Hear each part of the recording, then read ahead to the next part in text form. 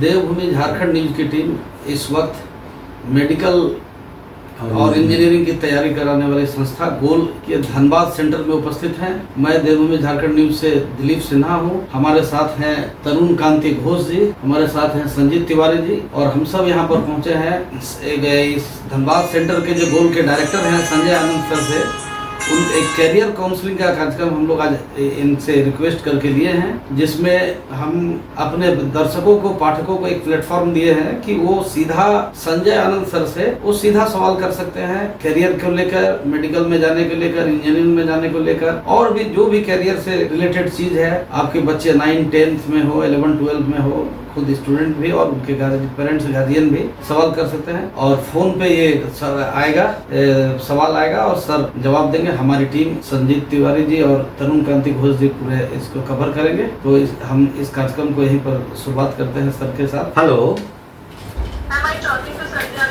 हाँ, मैं संजय आनंद बोल रहा हूँ। आप कहाँ से बोल रही हैं? अच्छा श्रेया, आप बताइए कि आपका 10th हुआ है, 10+2 हुआ है, या फिर क्या क्वेश्चन है?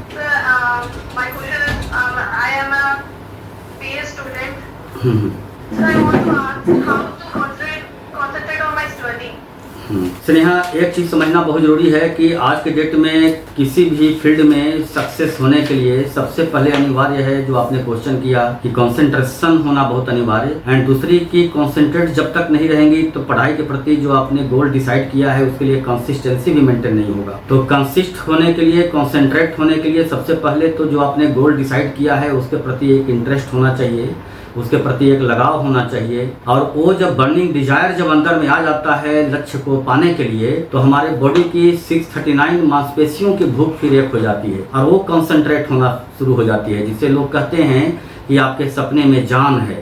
तो आपके सपने में जब वो ताकत आती है तो आप कंसंट्रेट भी होना शुरू हो जाते हैं। लेकिन कंसंट्रेशन को लैक करने वाली कुछ चीजें हैं जिनसे बचना बहुत अनिवार्य है आज के डेट में, कि हमें कितने देर तक सोशल मीडिया पे जाना चाहिए या नहीं जाना चाहिए, एंड्रॉयड फोन पे कितनी देर रहना चाहिए, उसका एक टाइम लिमिट एंड बॉन्ड होना बहुत अनिवार्य है। दूसरी कि आप अपने फ्रेंडशिप सर्किल को भी, जो आपके लक्ष्य की तरफ सपोर्ट करने वाले फ्रेंड हों, वैसे फ्रेंड ही सर्किल में आप रखें। दूसरी बातें, थर्ड पार्ट ये है कि कंसंट्रेशन के लिए अगर फिजिकली कुछ अगर उस तरह का लगता है और मेंटली हम ज़्यादा अगर हमारे मन में चंचलता आती है, तो उस हालत में योगा, प्राणायाम, एक्सरसाइज 20 से 25 मिनट, आधे घंटे का इसका सहारा ले सकती हैं आप। Okay, all the best.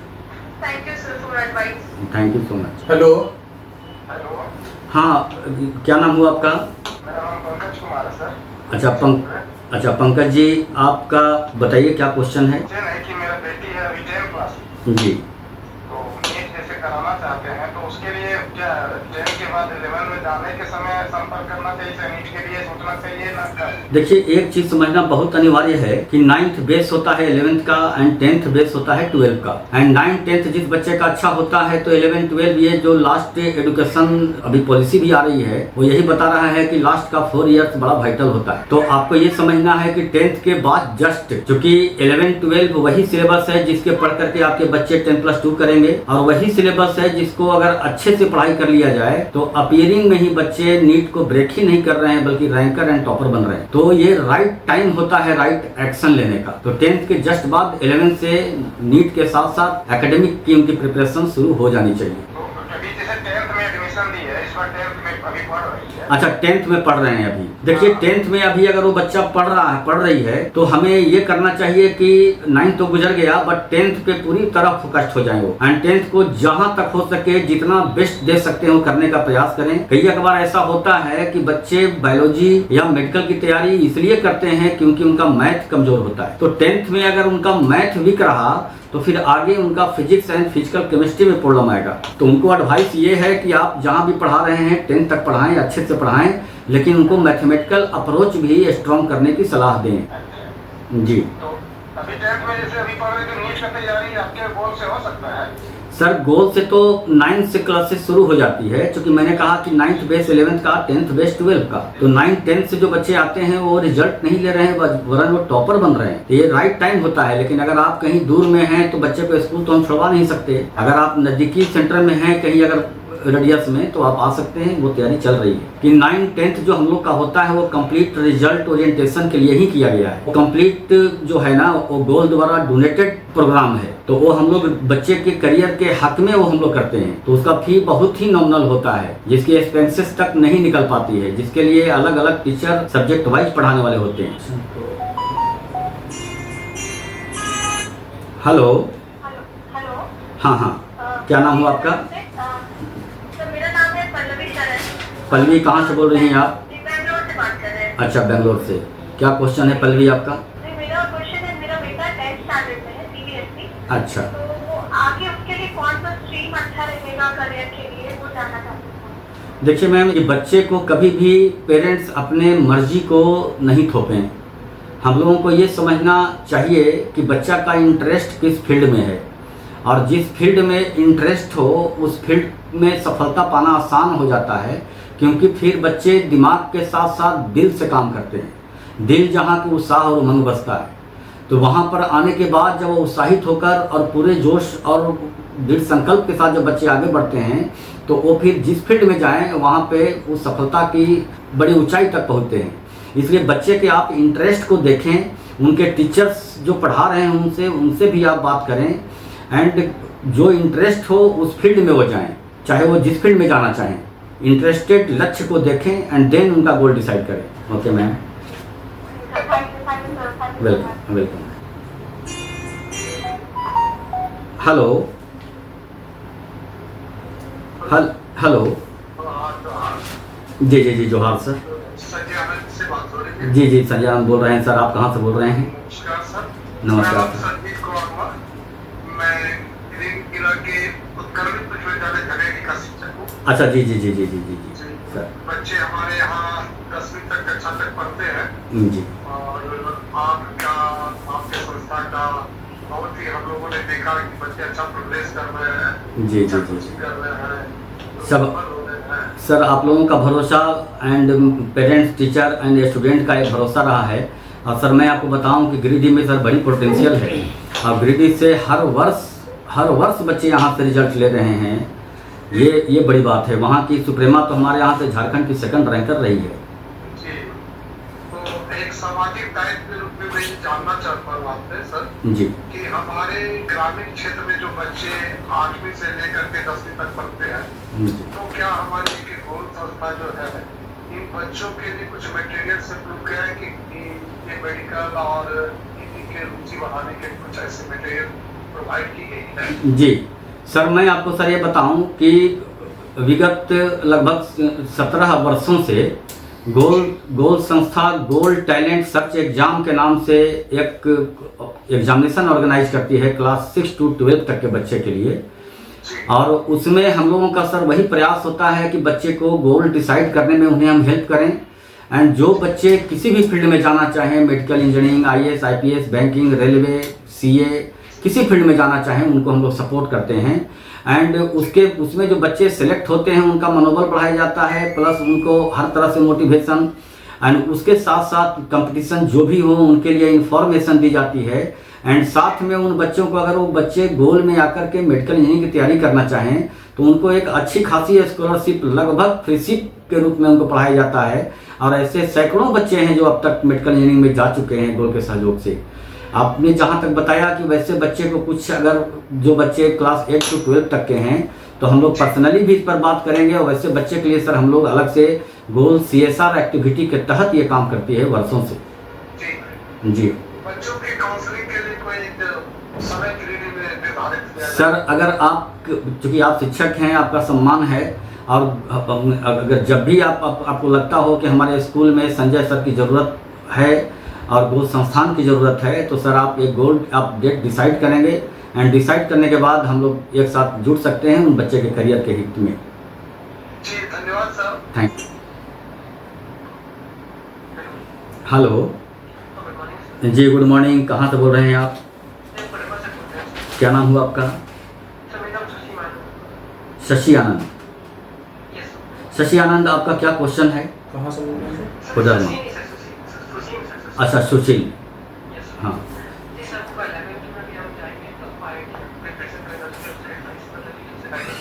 देखिए, सुशील, एक ये राइट टाइम है किसी भी कंपटीशन को ब्रेक करने के लिए, खासकर मेडिकल इंजीनियरिंग।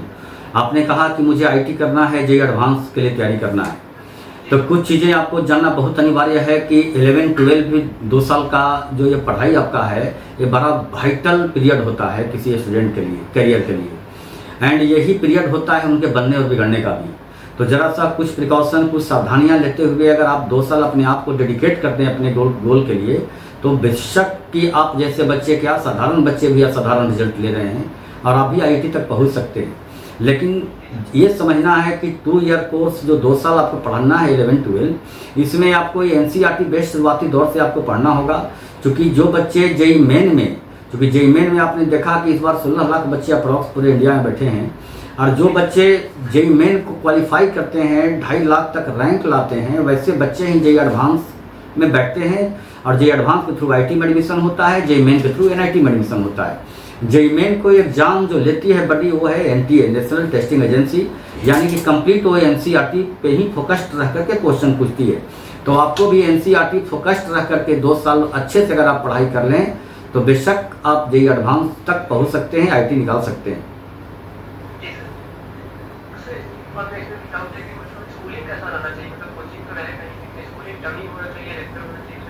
देखिए, एक चीज़ समझिए आप, जो टीचर आपके, जो स्कूल आपके देती है, आपको डिसिप्लिन सिखाते हैं, उंगली पकड़ कर चलने, सिखाने, बोलने से लेकर के सारी चीज़ें वो बताते हैं, तो उसका लाइफ में आगे बहुत इंपॉर्टेंस है। तो स्कूलिंग को हम ये नहीं कर सकते, आपको स्कूलिंग के साथ साथ कोचिंग क्लासेस को, दोनों को बैलेंस करने की ज़रूरत है। दोनों को अगर आप बैलेंस कर लेते हैं तो रिजल्ट लेते हैं। एनसीईआरटी पे कमांड, तो एनसीईआरटी के हर लाइन में 2-4 लाइन छुपा हुआ होता है, और उस रहस्य को जानने के लिए आप कोचिंग संस्थान में आते हैं। तो उस हालात में आपको ये निर्णय लेना होगा कि एनसीईआरटी के हर लाइन एंड हर कीवर्ड से जहां मैक्सिमम टेस्ट होता हो, एंड उस कीवर्ड को पढ़ाने वाले टीचर्स अगर कॉन्सेप्ट को क्लियर करने वाले हों, देन वैसे संस्थान को ही ऑप्ट करना चाहिए।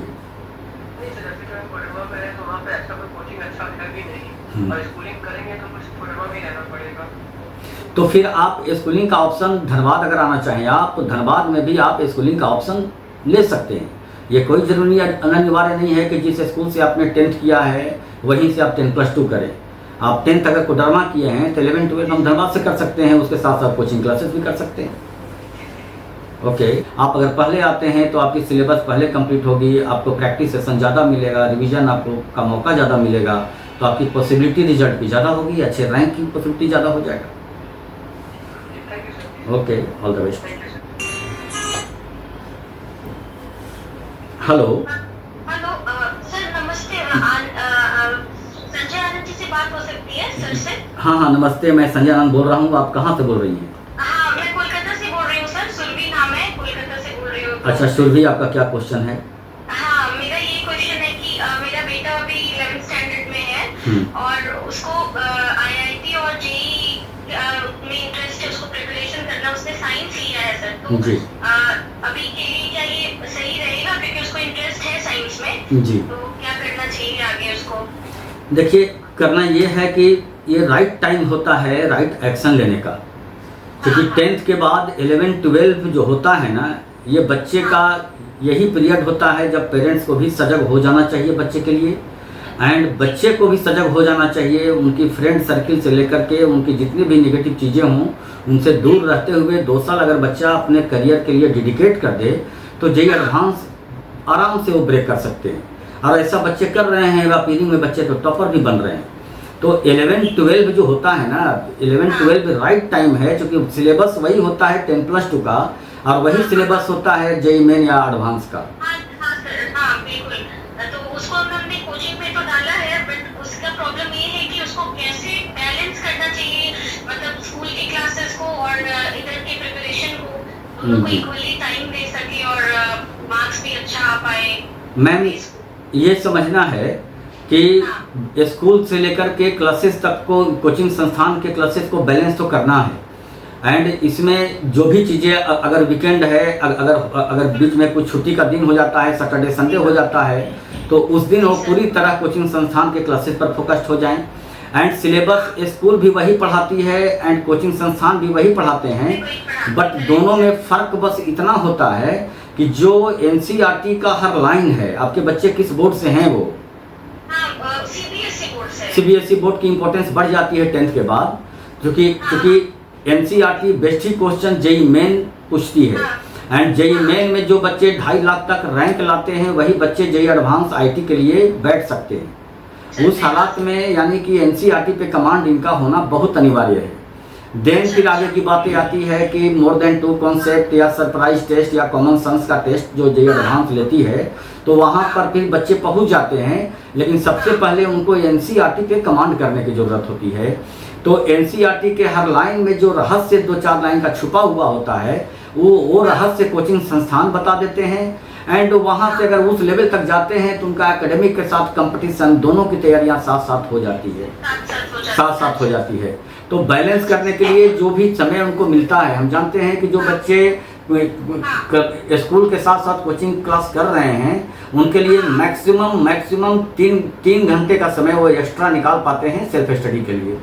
तो उसमें जी अप्रॉक्स ये समय निकाल पा रहे हैं सेल्फ स्टडी के लिए, क्योंकि एक तरफ क्लासेस हो जाती है, फिर 24 आवर के टाइम में उनको सोना भी एक हेल्थ के लिए भी अनिवार्य है, नींद पूरा होना भी जरूरी है।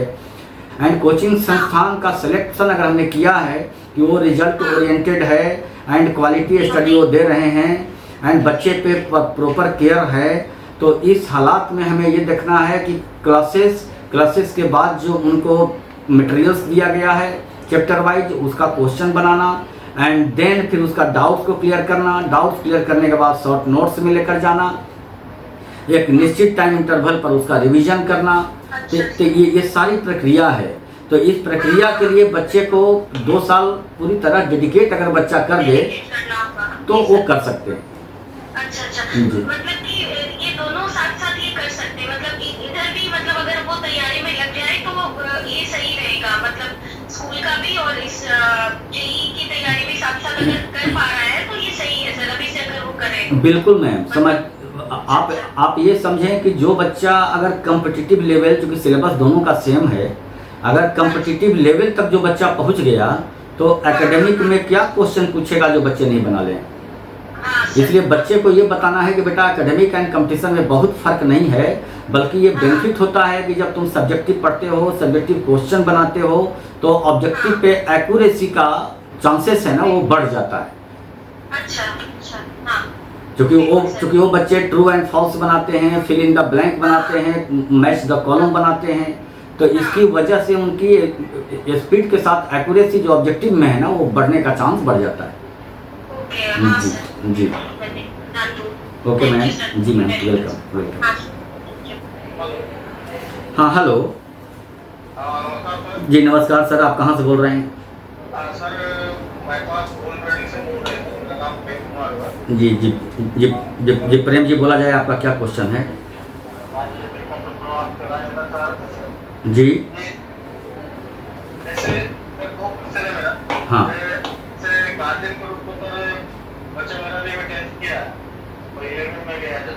जी नॉन एकेडमिक क्लास और रेगुलर क्लास और कोई इंस्टीट्यूट के साथ जी, तो नॉन एकेडमिक क्लास अच्छा होता है या रेगुलर क्लास? क्योंकि सबसे बड़ी पार्ट है कि आज के डेट में बच्चे का भटकाव हो रहा है एंड्रॉयड फ़ोन पर। अगर बच्चा घर में बहुत ज़्यादा सोने वाला नहीं हो, बहुत ज़्यादा मोबाइल पे नहीं रहता हो, टेलीविज़न पे नहीं रहता हो, तो फिर उस हालात में स्कूलिंग के साथ साथ भी वो बच्चे पढ़ते हैं। अब स्कूलिंग के साथ साथ वाले बच्चे भी रिजल्ट ले रहे हैं। हेलो हाँ हाँ हेलो हाँ बोल रहे हैं, बताइए कहाँ से बोल रहे हैं आप? हाँ आवाज़ आ रही है आपकी? हाँ सर नमस्कार। हाँ नमस्कार सर। सर मेरा बच्चा एक क्लास में पढ़ रहा है, उसको इंजीनियरिंग का तैयारी करवाना है। अच्छा कहाँ से बोल रहे हैं? कहाँ से बोल रहे हैं आप? हम कितनी बेलावत से बोल रहे हैं। क्या नाम? अच्छा क्या नाम हुआ? अच्छा देखिए बच्चा अभी आपका 8 में है, तो आप बड़े सजग पेरेंट्स हैं जो अभी आप अपने बच्चे के करियर के लिए आप सोचना शुरू कर दिए हैं कि अगर बच्चा भविष्य में अगर इंजीनियरिंग की कौन से फील्ड में जाना चाहता है, वो इंजीनियरिंग में जाना चाहता है, तो मुझे क्या करना चाहिए।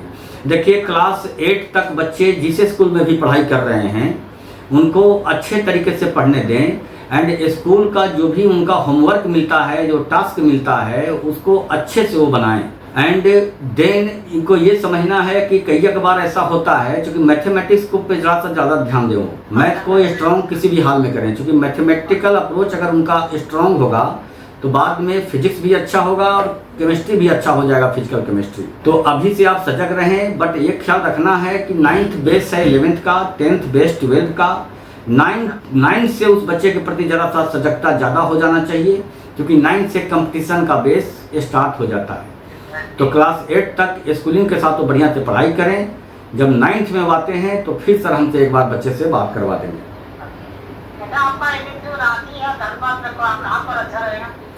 गोल की ब्रांचेज कहीं भी है, वो हर जगह क्वालिटी मेंटेन है, वही स्टडी मटेरियल, वही टेस्ट, वही गाइडलाइन, सारी चीज़ें वहीं पर है। इस दुविधा में नहीं रहना है कि कहाँ अच्छा है कहाँ खराब है, सब जगह अच्छा है। बॉयज गर्ल्स का सेपरेट हॉस्टल की व्यवस्था है।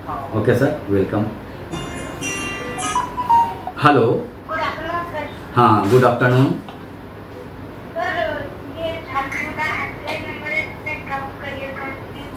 हाँ, ये करियर काउंसलिंग का हेल्पलाइन नंबर है। आप कहाँ से बोल रही हैं? क्या नाम है आपका? सुधीक्षा। सुधीक्षा, बताइए आपका क्या क्वेश्चन है? सर ये हमको बीटेक करना है, तो उसमें कौन सा ब्रांच अच्छा रहेगा? अच्छा, बीटेक करना है तो कौन सा ब्रांच अच्छा रहेगा? देखिए ब्रांचेज की, आपका अभी 10th हुआ है या 10+2 हुआ है? सर अभी 12 अच्छा, 12 में भी गए हैं आप, तो आप जेईई मेन का एग्जाम नेक्स्ट ईयर दीजिएगा। हाँ। तो रैंक जो आप बता रहे हैं ना कि ब्रांचेज का डिसाइड होता है आफ्टर रैंक। जब आप एग्जाम देंगे, रिजल्ट आएगा तो क्या रैंक आएगा, उस आधार पर डिसाइड होता है कि आपका कौन सा ब्रांच मिलने जा रहा है। हाँ, जहाँ तक अच्छे ब्रांचेज की बात है तो अभी के समय में सबसे ज़्यादा डिमांड जिस ब्रांच का है वो है CS ब्रांच।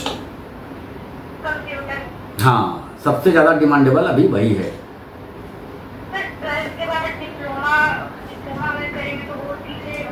देखिए 12 आपको इंटरेस्ट देखना है, क्योंकि एक तो पार्ट ये है कि आप अभी 12 में हैं तो पहले जेईई मेन का एग्जाम दीजिए, क्योंकि आप इंजीनियरिंग की बात कर रहे हैं। एंड डिप्लोमा भी आप कर सकते हैं। आपको ये देखना है कि हमारा इंटरेस्ट क्या है और हम कहाँ तक पहुँच सकते हैं। तो अपनी क्षमता, अपने परिवार का जो सपोर्ट, ये सारी चीज़ों को देखते हुए डिसीजन लेना चाहिए कि मुझे किस फील्ड में और कहाँ जाना। तो जितना बढ़िया ब्रांच चाहिए उतना अच्छा रैंक चाहिए, है ना? ठीक है Sudaksha, all the best, good luck. Hello. Hello, good morning sir. हाँ, गुड मॉर्निंग। मैं आवाज बोल रही हूँ गिरिडीह से। अच्छा। हाँ सर, तो मुझे ये पूछना था कि मैं अभी 10th दे दी हूँ और 11th में हूँ, तो मुझे नीट का प्रिपरेशन करना था, तो उसमें कैसे करें और टाइम मैनेज कैसे करें, उसके बारे में आप कुछ बताते? देखिए एक बात समझें आप कि 10th के बाद अभी आप 11th में हैं, एंड 11-12 को जो स्टूडेंट पूरी तरह संभाल लें, वो अपीयरिंग में रिजल्ट बच्चे तो ले ही रहे हैं और अच्छे रैंकर बन रहे हैं। तो 11-12 के सिलेबस वही है जो सिलेबस मेडिकल का है, नीट का है।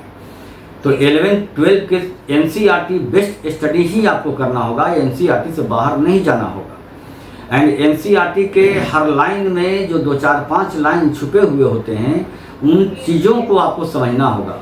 वो चीज़ें आप अगर समझ जाते हैं, पकड़ में आ जाती है, और उसके लिए बहुत अनिवार्य है कि अच्छे संस्थान, अच्छे गाइडलाइन, जहाँ की रिजल्ट की ऑथेंटिसिटी है, अगर उन चीज़ों को आप सही तरीके से आप समझें एंड क्वेश्चन की मैक्सिमम NCERT बेस्ड प्रैक्टिस हो, तो आपका NCERT पे कमांड हो जाएगा। तो ये हम लोग आराम से कर सकते हैं। और जब आप कॉम्पिटिटिव लेवल तक की तैयारी कर लेते हैं तो उस हालात में एकेडमिक ऑटोमेटिक हो जाता है। अगर हम लोग बताएं कि जो भी टॉपिक फिनिश होता है उसका एक एकेडमिक टेस्ट, दूसरा कॉम्पिटिटिव टेस्ट, ये दोनों पैरेलल चलता है। तो पैरेलली अगर आप 2 इयर्स तक कंसिस्टेंसी को मेंटेन कर लें सही गाइडलाइन में, तो नीट को ब्रेक ही नहीं बल्कि आप रैंकर बन सकते हैं।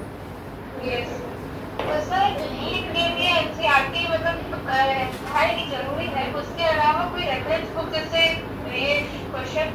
किया जा सके? देखिए, एक बात समझिए आप, एनसीईआरटी के रेफरेंस में अगर हम कहें तो रेफरेंस बुक की ज़रूरत नहीं पड़ती है, क्योंकि एनसीईआरटी बेस्ड हमें क्वेश्चन चाहिए, हमें क्वेश्चन की प्रैक्टिस करना है मैक्सिमम।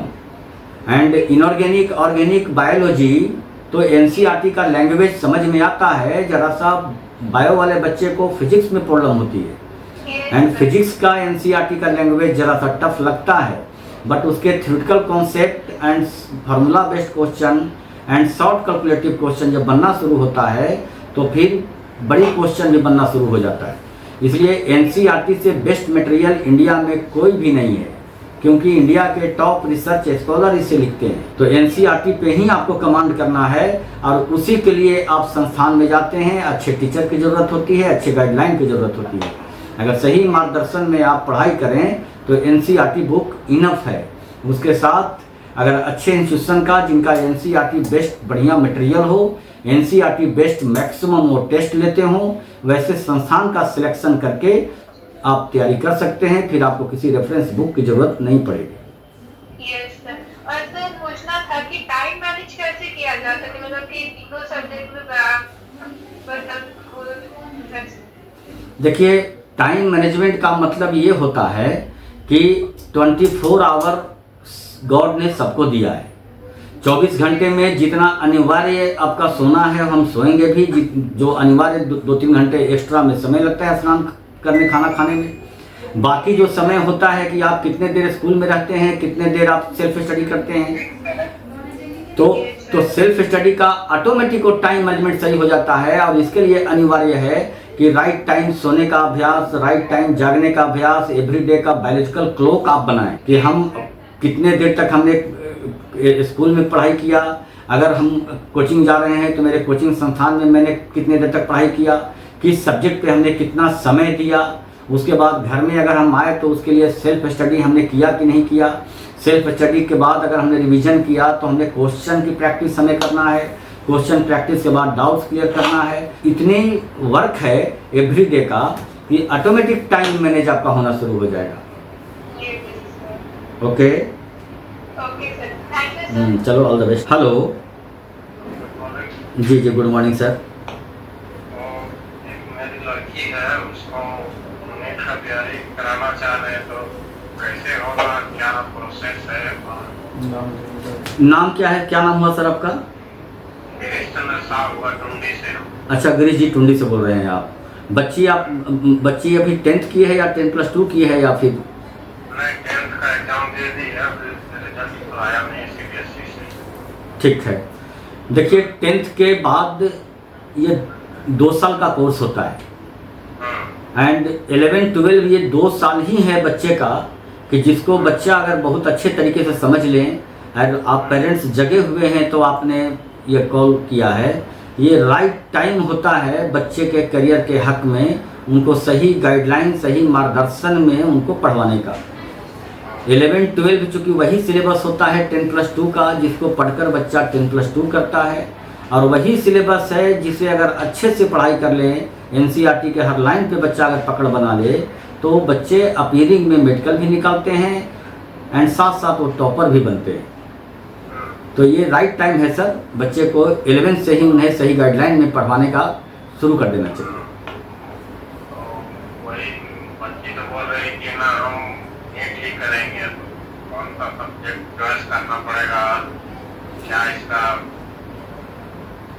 सर आपने जो बताया ना, बच्चे को इंटरेस्ट को देखते हुए ही पेरेंट्स को सपोर्ट करना चाहिए। आपने बच्चे का इंटरेस्ट है, मेरा नॉट इंटरेस्ट। सर हमारा ये कहना है कि आप बच्चे का अगर इंटरेस्ट है तो उनके मनोबल को बढ़ाना चाहिए, उनके उत्साह को बढ़ाना चाहिए और उनको पीठ को थपथपाना चाहिए। और आप अगर सपोर्ट करेंगे तो ऐसे कितने पेरेंट्स हैं, कितने बच्चे हैं जो हमारे यहाँ रिजल्ट लिए हैं। आप टुंडी से बोल रहे हैं, एंड टुंडी से ही हमारे यहाँ लखेश्वर आए थे। हमें याद है कि वो बच्चे बताते थे कि सर हमारे गांव में ही कोई ग्रेजुएशन नहीं है, और पहली बार जब हम घर से निकले तो मेरे सारे लोग कह रहे थे कि जिस घर से तुम आ रहे हो उस हालात में तुमको डॉक्टर बनने की बात नहीं सोचना चाहिए। और वो बच्चा अपने जिद से आगे बढ़ा और बड़ी स्ट्रगल कर मेहनत किया और अंततः वो धनबाद ही PMCH में है। तो देखिए, बच्चे का अगर इंटरेस्ट होता है तो आप सपोर्ट करेंगे तो बच्चा रिजल्ट ले लेगा, और आपका इंटरेस्ट अगर कुछ और है तो किसी और फील्ड में आप भेजेंगे तो बेमन से मेहनत करेंगे, फिर उनके सफलता में संदेह हो जाएगा। हम तो चाह रहे हैं कि बच्चे के जो डिमांड है उसको हम पूरा करना चाह रहे हैं, अपना डिमांड नहीं पूरा। एकदम सही है सर, यही होना चाहिए। बच्चा अगर जिद है कि मुझे डॉक्टर ही बनना है तो उस बच्चे को पढ़ाइए, वो बच्चा जरूर निकालेगी। Okay sir. हेलो हेलो जी नमस्कार सर, कहाँ से बोल रहे हैं सर आप? अच्छा, टुंडी से बोल रहे हैं। क्या नाम हुआ सर आपका? अभिजीत। अच्छा, अभिनीत। अभिनीत जी, क्या है आपका क्वेश्चन? हाँ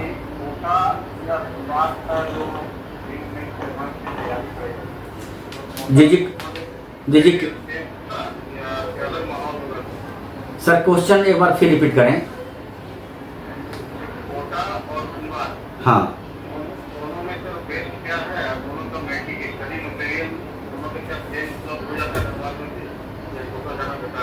सर, एक बात आपको हम बताएं, किसी संस्थान की बुराई तो हम नहीं कर सकते, बट हम लोगों ने यह महसूस किया है कि हर वर्ष अब तो धनबाद जोन से बच्चे का पलायन कोटा जाना रुक गया है और बिहार झारखंड से ही रुका है। लेकिन दूसरी चीज़ें ये देखें कि हमारे यहाँ हर वर्ष धनबाद में कोटा से रिटर्न बच्चे टारगेट बैच में आते हैं।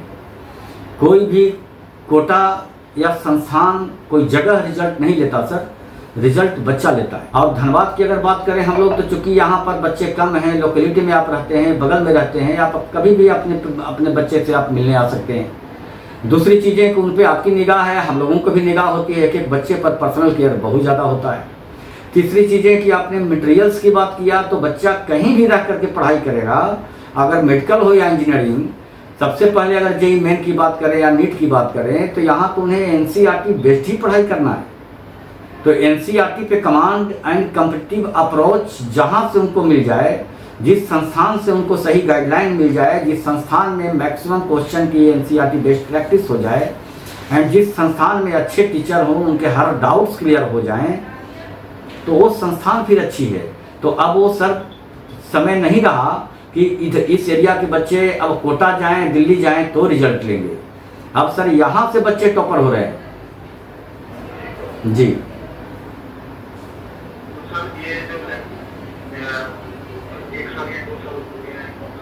सर, बच्चे का आपका 10th हुआ है या 10+2 हुआ है जी? 11th में है, यानी 10th खत्म हुआ है, 11th में है, तो ये 2 ईयर कोर्स हो जाता है। 10th के बाद 11-12 जो होता है ना, 11-12 का ही सिलेबस से क्वेश्चन नीट में पूछा जाता है, एंड 11-12 भी एकेडमिक है उनका, यानी एकेडमिक के साथ साथ कंपटीशन की तैयारी। Okay sir, welcome. हेलो प्रणाम सर। जी जी प्रणाम बच्चे का क्या बोल रहे हैं? जी बोला जाए सर, कहाँ से बोल रहे हैं आप? आपका गिरिडीह से बोल रहे हैं। सर क्या नाम हुआ आपका? मेरा नाम अच्छा सर, बोला जाए। हमारे बच्चे अभी 10th क्लास के बोर्ड में हैं। अच्छा, हमसे हमारा एक ही क्वेश्चन है, क्या गैर सलाह है या कॉन्सेटिंग है। देखिए, एक ही बात हमको हमसे बात कर रहा है कि हमारे बच्चे, हम चाहते हैं ना कि बोर्ड में एडमिशन करवाना है, हमारे बच्चे जिस पढ़ेंगे क्या पढ़ा जाएंगे। अच्छा सर, एक बार अपने बच्चे को हमसे मिलवा देंगे, जब बैठकर बात करेंगे तो क्वेश्चन बहुत ही आपका बढ़िया है, लेकिन एक बात आपको विश्वास दिलाऊं कि अब वो चलन नहीं रह गया, वो चीज़ें नहीं रह गई। अब कोटा के तरफ मूवमेंट कम हो गया, और कोटा से बच्चे तो रिटर्न होकर जब बच्चे का रिजल्ट नहीं होता है तो वो गोल में आते हैं, मैं आपको बताऊं, और हर वर्ष ऐसा हो रहा है। तो बच्चे को बस वो दूर का ढोल सुहावन वाली कहानी है, जो उनको मन में लग रहा है कि वहाँ चले जाएंगे तो सब कुछ अच्छा हो जाएगा। बच्चे को ये बताने की ज़रूरत है कि बेटा तुम जहाँ से भी पढ़ लोगे वहाँ से तेरा अच्छा हो जाएगा। तुम्हें सही गाइडलाइन, मेन पार्ट है कि उनको सही गाइडलाइन मिलना चाहिए, एंड सही मेंटरशिप में उनकी पढ़ाई होनी चाहिए, उनका एनसीईआरटी बेस्ड सबसे ज़्यादा टेस्ट लेने वाला आज के डेट में संस्थान पूरे इंडिया में गोल है। यानी प्रैक्टिस खूब अच्छी एनसीईआरटी बेस्ड होनी चाहिए।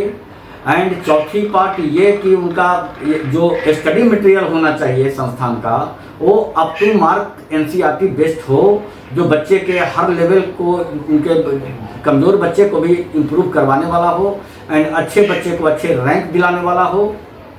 उनका एक अच्छे टीचर का सहयोग होना चाहिए। मैं आपको बताऊं कि हमारे यहाँ टोटली टीचर एक्सटर्नल आते हैं, लोकल टीचर धनबाद में हमारे यहाँ नहीं आते, तो सारे टीचर एक्सटर्नल आते हैं और ऑल ओवर इंडिया में वो संस्थान में पढ़ा चुके हैं। तो हाईली एक्सपर्ट फैकल्टीज का भी उनका साथ होता है। तो एक अच्छे इन्वायरमेंट में बच्चे को पढ़ाने की ज़रूरत, एक्चुअली बच्चे को ये अभी ये बात समझ में नहीं आ रही है। और आज के डेट में तो हम लोग समझ रहे हैं, हमें बता नहीं पाएंगे, बट ये पेरेंट्स तो आज डरे हुए हैं कि आज जिस तरीके से उनका frustration, tension, irritation and out of track हो रहे हैं, गलत डिसीजन ले रहे हैं, इवन अपने जान की परवाह भी नहीं कर रहे हैं। तो उस हालत में पेरेंट्स को भी जगने की ज़रूरत और बच्चे को समझाने की ज़रूरत। सर बच्चे कितने मैच्योर्ड हैं जो इस बात को समझ पाएँ? सर हाई रिजल्ट ओरिएंटेड संस्थान है आज के डेट में गोल, मैं आपको बताऊं। और धनबाद छोटी सी जगह है, बट यहाँ पे रिजल्ट रेशियो बहुत ही बढ़िया है। बच्चे को सर ले करके आना चाहिए, पूरी क्वारी करवाना चाहिए एंड पूरी क्वारी, पूरी जानकारी लेने के बाद में उनको 2 घंटे का स्कॉलरशिप का टेस्ट दिलवा देना चाहिए। तो उस जी जी जी यहाँ आएंगे तो सर यहाँ का इन्वायरमेंट, यहाँ का रिजल्ट की ऑथेंटिसिटी जब वो देखेंगे ना तो बच्चा खुद समझ जाएगा। Okay sir. हेलो। अच्छा, कार्मिक नगर से रुचि बोल रही हूँ। बोलिए रुचि, क्या क्या क्वेश्चन है?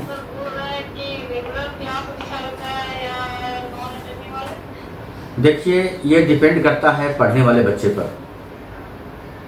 आपने कहा कि नॉन अटेंडिंग करवा कर पढ़ाई करवाना सही होता है या फिर स्कूलिंग के साथ? देखिए हम लोग एज ए कोचिंग संस्थान, एज ए सेंटर डायरेक्टर, हम लोग किसी बच्चे को मोटिवेट नहीं करते हैं या बताते नहीं हैं कि आप नॉन अटेंडिंग करवा कर मेरे यहाँ आएँ। ये पेरेंट्स को खुद डिसीजन लेना होता है। ये देखना होता है कि बच्चे की घर में उनका मोबाइल पे कितने देर रहते हैं, वो दोस्तों के साथ तो कहीं ज़्यादा नहीं उनकी गॉसिपिंग हो रही है, या घर में ज़्यादा सोते तो नहीं हैं, घर में ज़्यादा टेलीविज़न तो नहीं देखते हैं। अगर बच्चा सेल्फ स्टडी बढ़िया करने वाला हो तो बेशक अब तक ये रहा है कि बच्चे उस हिसाब से पढ़ाई किए हैं, कोचिंग संस्थान का पूरा बेनिफिट लिए हैं। दूसरी चीज़ें ये है कि स्कूलिंग के साथ साथ जो अभी गवर्नमेंट भी चाहती है, हर स्कूल भी यही चाहती है, तो आप स्कूलिंग के साथ साथ बच्चे को भी बढ़िया तैयारी करवा सकते हैं। केवल ज़रूरत होता है कि स्कूल के साथ साथ कोचिंग क्लास के स्टडी को कैसे बैलेंस करें। फिर भी ये डिसीजन पेरेंट्स के हाथों में होता है, वो बच्चे के अकॉर्डिंग वो डिसीजन लेते हैं कि मुझे क्या करना चाहिए। क्या नाम हुआ सर आपका? जी। क्लास के बच्चों को ये कोचिंग में भेजना चाहिए ताकि वो जी। तो सर आपके बच्चे अभी किस क्लास में हैं? 6 में हैं। तो सर अभी से उनके कॉम्पिटिटिव सेंस को हम लोग डेवलप कर सकते हैं और अप टू 8 तक उनके मैथमेटिकल अप्रोच को हम लोग ज़रूर स्ट्रॉन्ग रखेंगे, क्योंकि मैथ अगर वीक होता है तो किसी भी फील्ड में बेस्ट करना टफ हो जाता है। लेकिन किस क्लासेस से बच्चे की शुरुआत हो जानी चाहिए, तो मैं सर बचाऊँ कि 9th बेस है 11th का, 10th बेस है 12 का, और 9th 10th जब बच्चे का अच्छा हो जाता है, यानी कि 9th कनेक्ट करता है 11th को, 10th कनेक्ट करता है 12 को, तो अपीयरिंग में रिजल्ट के साथ साथ अच्छा रैंक लेना भी आसान हो जाता है। तो हमें लगता है और हम आपको सलाह देंगे कि अपने बच्चे को आप बताएं कि अभी अप टू 8 तक हर सब्जेक्ट को बैलेंस करने का प्रयास करो, मैथ पर जरा सा विशेष ध्यान दें। फोन कर दीजिए। कहाँ से बोल रहे हैं सर आप? अच्छा, टोंडी से बोल रहे हैं। क्या नाम हुआ आपका? अच्छा मनोज जी, क्या क्वेश्चन है आपका? क्वेश्चन है जैसे इस साल 10 में है, 5 से बच्ची पढ़ती है जी। हालांकि 2-3 बच्ची बहुत अच्छी है। अच्छा। लेकिन वो लोग डिपेंड नहीं कर सकते कि हम एम क्या होना चाहिए हमको आगे। जी जी जी जी एम क्या होना चाहिए? हालांकि मैथ में कुछ ठीक है, लेकिन बायो उतना ठीक है नहीं। जी। लेकिन आगे जाके यहाँ से टुंडी से जाके धनबाद ये कौन सा एरिया होगा काउंसलिंग में? सर एक काम करेंगे आप, क्योंकि आप 2 4 5 बच्चे हैं आपने बताया है, वैसे बच्चे सबको जरा सा सामने से अगर हम बात करें तो उनकी चीज़ों को हम समझ पाएँ कि उनका एक्चुअली बच्चे का इंटरेस्ट को हम लोगों को देखना बहुत अनिवार्य है। आपने कहा कि इनका मैथ अच्छा है, बायो अच्छा नहीं है। जिस बच्चे का सर मैथ अच्छा होता है वो किसी फील्ड में अच्छा करते हैं। मैथमेटिकल अप्रोच मेडिकल के लिए भी जरूरी है। कई बार ऐसा होता है कि बच्चे को लगता है कि मैथ अच्छा है तो इंजीनियरिंग अच्छा है, और मैथ कमज़ोर है तो हम बायो ले लेंगे तो मेडिकल अच्छा है। तो सर मैथ अगर सही होता है तो वो बच्चे के लिए मेडिकल भी अच्छा है, इंजीनियरिंग भी अच्छा है, और कोई भी फील्ड अच्छा है। लेकिन उनके इंटरेस्ट को हम लोग को देखना होगा कि बच्चे का इंटरेस्ट क्या है, वो किस फील्ड में जाना चाहते हैं। तो वैसे बच्चे को अगर सर आपको बैठाकर हमें बात करवा दे, 2 4 5 बच्चे हैं तो उनको हम लोग ज़्यादा समझ पाएंगे, और उनको अच्छे तरीके से उनके करियर के हित में जो बेस्ट हो वो हम लोग सलाह भी दे पाएंगे। नहीं अभी तो बच्चे नहीं है, मैं यहाँ सामने मैं फोन किया तो बच्चे लोग चले जाते हैं अभी नहीं एक्चुअली वो हम पढ़ाते हैं हम लोग। अच्छा जी जी जी जी मैं पढ़ाता हूँ सबको जी जी जी जी। तो इसी के लिए मैं पूछ रहा हूँ कि क्या उसके इंटरेस्ट पे बच्चे से एक बार हमें मिलवा दें। टुंडी से धनबाद बगल में है, और आपके टुंडी के बहुत सारे बच्चे लगातार लाभान्वित हो रहे हैं। अच्छा। तो वहाँ अब शिक्षा का बढ़ रहा है कि कैसे कैसे घराने के और कैसे कैसे ब्लॉक से, जिस ब्लॉक में एक डॉक्टर नहीं गवर्नमेंट थे, आज के डेट में वहाँ से बच्चे और लड़कियाँ निकाल रहे हैं। तो एक बार वैसे बच्चे से हमें आप मिलवा दें। मिल करके बैठ करके जब उस बच्चे के हम समझेंगे, समझ करके उनके प्रश्नों को हम समझ करके जब जवाब देंगे तो वो ज़्यादा बेटर होगा। जहाँ हाँ उनका जो इंटरेस्ट है, जो आपने बताया, इंटरेस्टेड लक्ष्य को सर पाना आसान होता है, क्योंकि वहाँ पर फिर बच्चे बिना थके बिना हारे जीतने की जिद और जुनून के साथ आगे बढ़ते हैं। तो उनके इंटरेस्ट को हम देखेंगे, देन उनके गोल की डिसाइड के लिए जो होना चाहिए उन्हें प्रॉपर गाइड कर देंगे। हेलो हाँ, कहाँ से बोल रही हैं आप? तो रांची से। क्या नाम है आपका? अच्छा रांची से। हाँ हाँ रश्मि, क्या क्वेश्चन है?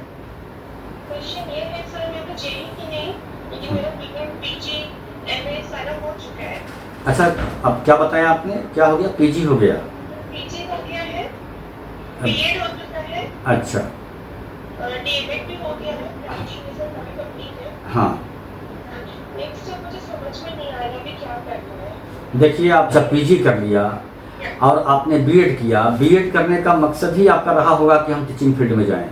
जी तो टीचिंग फील्ड में जब जाना है तो आप टीचिंग के लिए, लेक्चरशिप के लिए आप तैयारी करें, वो आपके लिए ज़्यादा बेटर रहेगा। क्योंकि आप ग्रेजुएशन कर चुके हैं, पीजी कर चुके हैं, तो आप अपने सब्जेक्ट का, कौन सा सब्जेक्ट रहा है आपका? इंग्लिश रहा है। तो इंग्लिश के साथ अगर आप आगे बढ़ें एंड उसके लिए लेक्चरशिप के लिए आप कंपटीशन की तैयारी कर उसको ब्रेक करें, तो आपका करियर ज़्यादा बढ़िया रहेगा।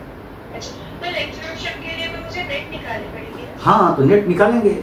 जब हमने पीजी किया और जिस सब्जेक्ट से किया उसके लिए आपके पास स्पेशलाइजेशन आ गया, आपने वहाँ से बीएड लिया है, तो ज़रा सा कुछ बीएड का एक सपोर्ट मिल जाएगा आपको, तो उसका भी मिल जाएगा।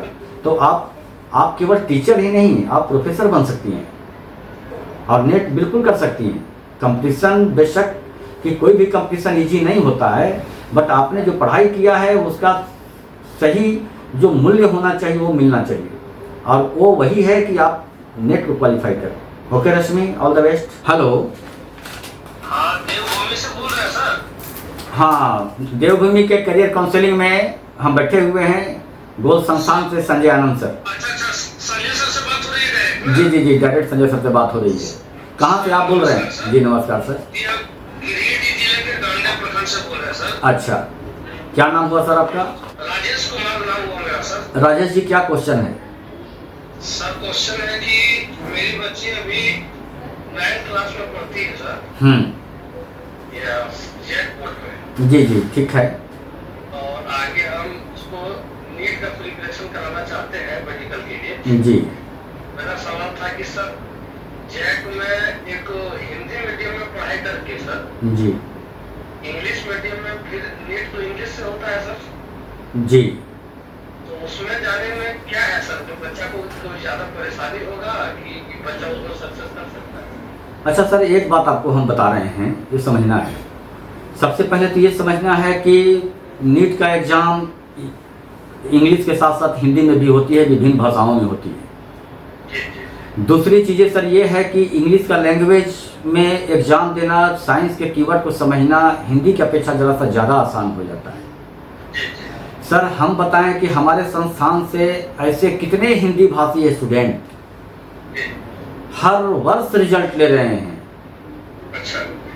कितने स्टूडेंट तो सर इंग्लिश लैंग्वेज को पढ़ नहीं पाते हैं एंड एनसीईआरटी बुक पहले एक हिंदी रखते हैं, दूसरे इंग्लिश रखते हैं, पहले हिंदी को रीडिंग देते हैं, देन इंग्लिश पढ़ते हैं एंड देन पकड़ बनाते हुए बाद में वो मेडिकल या इंजीनियरिंग को ब्रेक कर लेते हैं। ये संस्थान उसको बढ़िया से तैयारी करा करके वो कर सकते हैं ना सर? बिल्कुल सर, हम आपको ये बता रहे हैं कि आप एक बड़े ही सजग गार्जियन हैं जो अभी जग गए हैं।